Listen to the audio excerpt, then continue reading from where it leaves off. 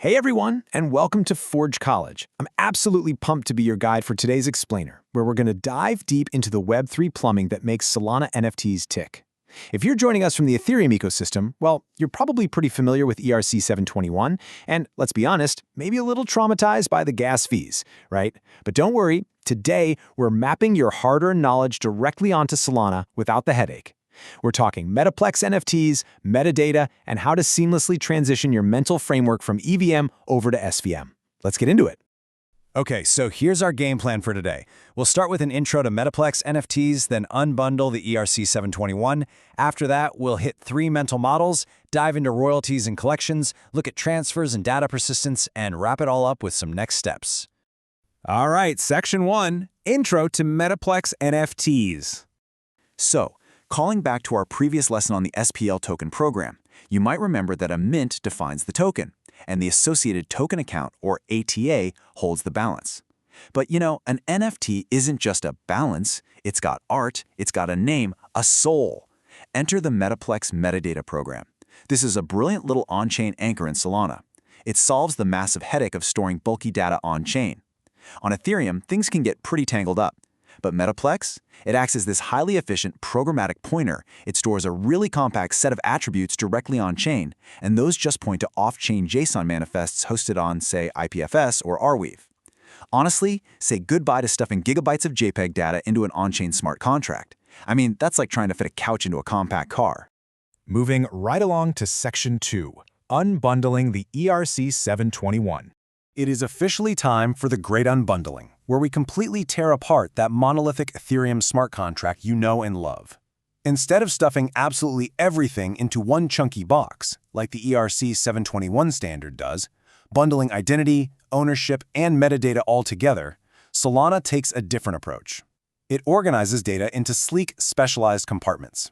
Metaplex splits these responsibilities across on-chain program-derived addresses, off-chain JSON files, and your ATAs. It's basically like upgrading from a rusty multi-tool pocket knife to a highly organized professional mechanics toolbox. Okay, let's look at this translation matrix. This is your Rosetta Stone for porting your dApps. On the Ethereum side, you've got your token contract address. Well, on Solana, that translates to your mint account public key. Then, you have the token ID on Ethereum that maps directly to the mint public key or the master edition number on Solana. How about the owner of the token? That's simply the owner of the associated token account for that mint. And finally, your classic token URI? On Solana, that is just the metadata account's URI field. Super straightforward once you map it out. And that brings us to Section 3, the 3 mental models. Now, I know this unbundled architecture can feel kinda abstract at first, so let's use 3 highly logical metaphors to permanently stick this in your brain. By isolating these 3 steps, you'll be able to perfectly predict where changes happen and what persists across transfers. Step 1 is the library catalog.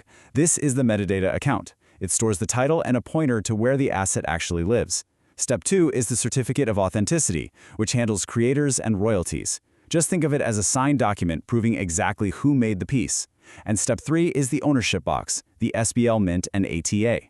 That represents your actual physical possession of the token. So here is the absolute crucial point. When a token moves between ownership boxes on different shelves, like when you sell or transfer an NFT to a new wallet, the catalog entry describing the artwork remains exactly the same. The metadata program just sits there, completely unbothered, while the SPL token layer handles all the heavy lifting of moving the box. I mean, think about it. You wouldn't rewrite a library's entire indexing system just because a book was checked out by a new patron, right? Up next is Section 4, Royalties and Collections. Let's talk about how Solana handles the money and the branding. Say hello to Seller Fee Basis Points, affectionately known in the space as SFBP. Your royalty rates are stored as integer basis points right inside the metadata account. So a value of 500 simply equals a 5% royalty. But here's the major mindset shift for you Ethereum devs. Unlike the assumed immutable taxes strictly enforced by the contract on Ethereum, like the IRS of smart contracts, seller feed basis points on Solana act more like strong conventions and signals. Marketplaces read these signals to route fees. It relies entirely on marketplace logic rather than a unilateral on-chain tax. Now, how do we actually prove an NFT belongs to a specific, legitimate collection? We use the collection verification flow. It starts with the collection field referencing a mint or PDA. Crucially, the verified Boolean starts as false. It only flips to true when the actual collection authority signs a verification instruction. This flow is incredibly clever and secure. It perfectly illustrates a key concept. The collection authority can prove provenance and basically apply a gallery stamp to the artwork, without ever needing to touch the user's transfer rights. But what if you're an artist who wants to sell a limited run of, say, 100 identical prints of your digital masterpiece?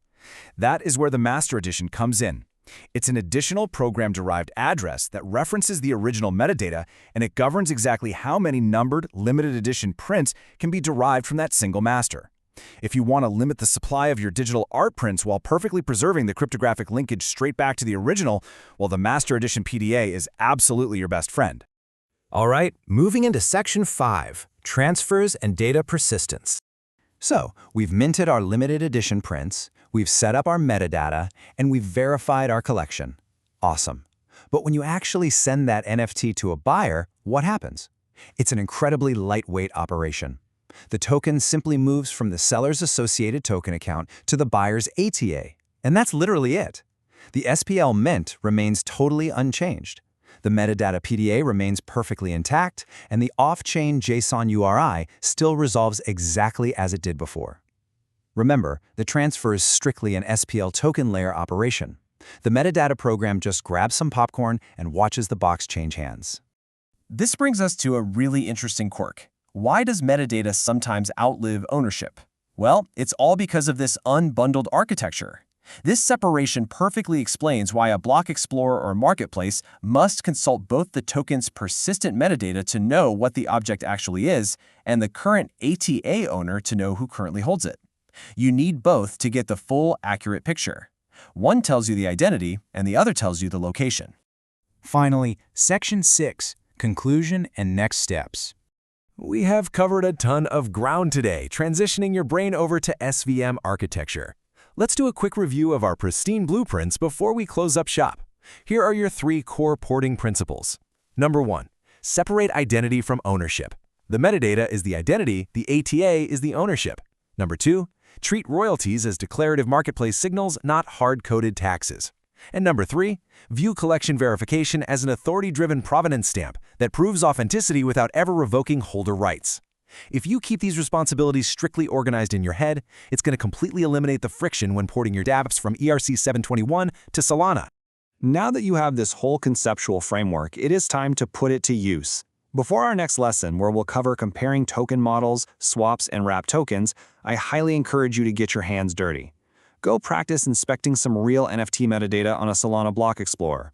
Look up an NFT, find the metadata PDA, and see if you can spot the URI, the seller fee basis points, and that verified flag out in the wild. And with that, you are officially ready to start building the future of unbundled tokens. Thank you so much for joining us for this explainer produced by Forge College. We've absolutely loved having you. Be sure to head over to forge.college to master the rest of your transition from EVM to SVM, explore more Web3 topics, and level up your developer skills. Keep exploring, keep building, and we'll see you in the next one.